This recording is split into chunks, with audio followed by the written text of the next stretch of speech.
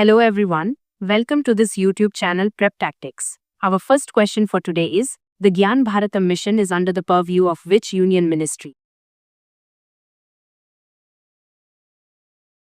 The correct answer is Ministry of Culture.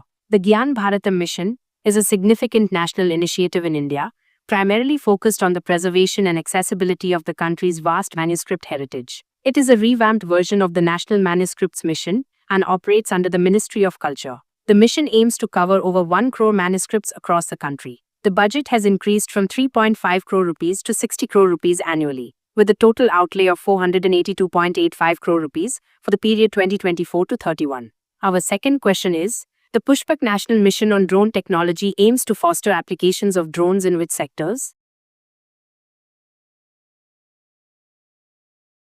The correct answer is all of the above. This mission was launched to make India a global hub for drone research, development, manufacturing and applications by 2030. IIT Bombay currently leads the chair role. Key focus areas include research and development, manufacturing, innovation, startups, and skill development. Several government bodies such as the Ministry of Civil Aviation, Niti Aayog, Department of Science and Technology, and Ministry of Electronics and IT are involved to align it with the Make in India initiative. Our third question is, olive ridley sea turtles are currently listed under which IUCN conservation status? The correct answer is vulnerable. To protect the olive ridley sea turtle population during their breeding season, special efforts are made during their mass nesting, especially along the Odisha coast. Nesting happens from October or November to May each year, particularly at major rookeries like Gahirmatha, Rushikulya, and the Devi River mouth. Our fourth question is, the E0 FIR initiative has been launched by which central government body?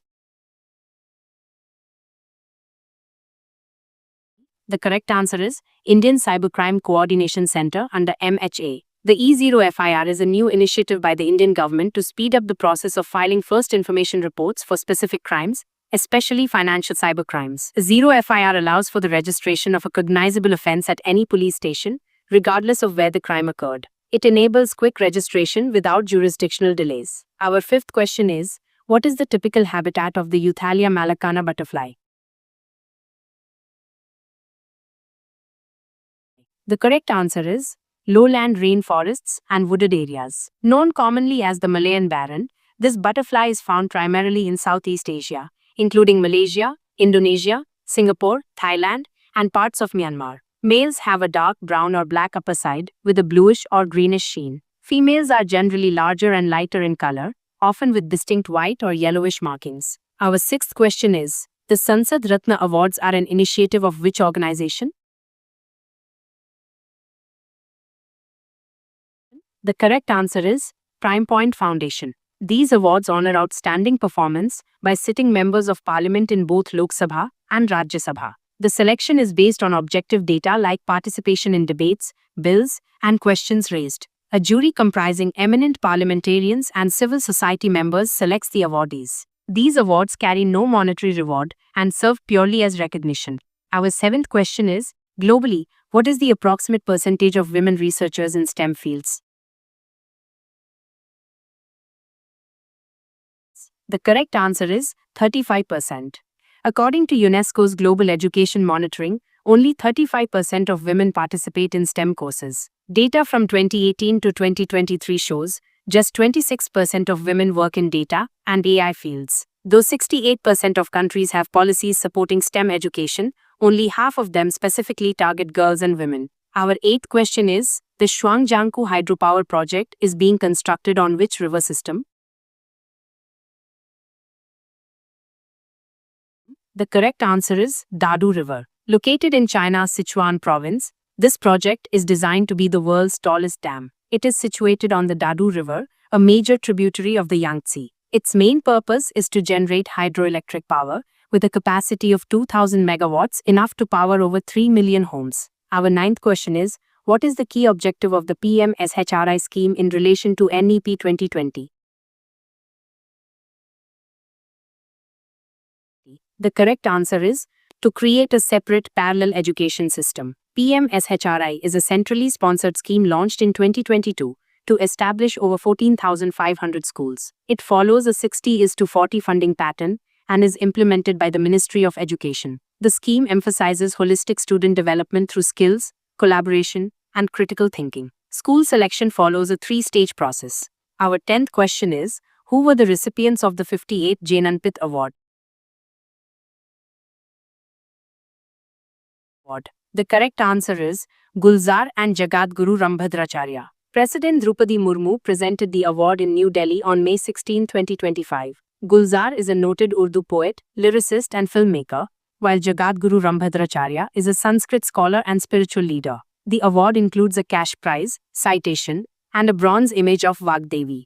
Our 11th question is, Sorai painting is a traditional art form primarily practiced in which Indian state? The correct answer is Jharkhand. Sorai is a vibrant mural art form practiced by tribal women during the harvest season and the Sorai festival. It uses natural pigments from the earth like red and yellow ochre, white clay, and charcoal. Paintings are done on freshly plastered mud walls with motifs of animals, plants, and fertility symbols. Our 12th question is, in which state is the Pomai Naga tribe primarily found?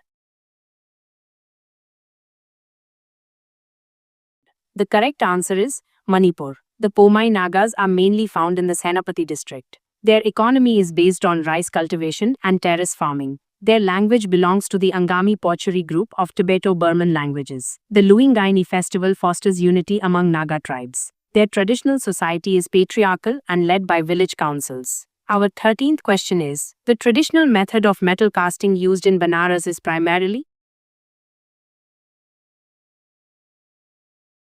The correct answer is investment casting or lost wax process. This craft, practiced in Varanasi, mainly uses brass and copper. It is deeply tied to religious practices and temple use. Items include idols, ritual objects, lamps, and decorative pieces. The process has been passed down for generations and holds cultural importance. Our 14th question is, which of the following can lead to a liquidity deficit in the banking system? The correct answer is high demand for loans from businesses. A liquidity deficit happens when there's not enough cash or convertible assets to meet short-term needs. It can result from high loan demand, large withdrawals, government borrowing, or capital outflows. This can cause high short-term interest rates and affect economic growth. Our 15th and final question is, which fundamental right is described as the heart and soul of the Indian Constitution by Dr. B.R. Ambedkar? The correct answer is right to constitutional remedies. Fundamental rights are in Part 3 of the Constitution, from Articles 12 to 35. Inspired by the U.S. Bill of Rights, these rights are enforceable by law, can be amended, and protect individuals from state action. That's all for today's session. Thank you all for watching. If you find this video useful, subscribe the channel and click bell icon.